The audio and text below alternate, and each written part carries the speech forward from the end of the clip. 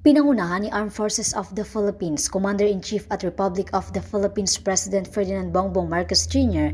ang acceptance turnover and blessing ceremony ng C-295 medium-lift aircraft at FA-50PH capability demonstration flight na ginanap sa Clark Air Base, Pampanga. Parte ng Philippine Air Force Medium-Lift Aircraft Acquisition Project ang pagkuha ng C-295 Medium-Lift Aircraft na layong pausayin ng Air Force Medium Tactical Airlift Requirement. Matatandaang ang kauna-unahang Airbus Defense at Space C-295 Medium-Lift Transport Aircraft ay nakuha noong March 28, 2022.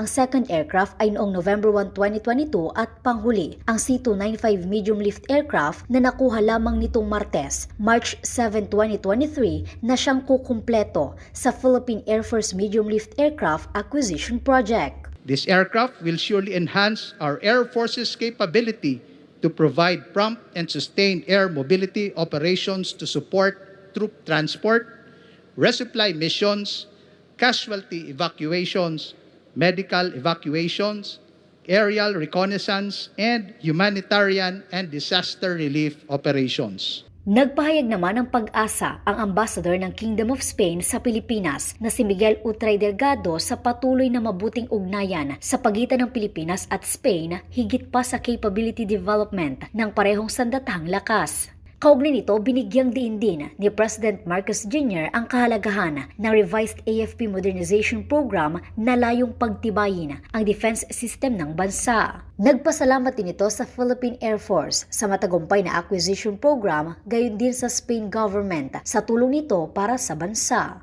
Through the additional C-295 aircraft, the AFP will be able to provide more responsive support to government agencies, especially in emergency situations, and on humanitarian assistance and disaster response operations.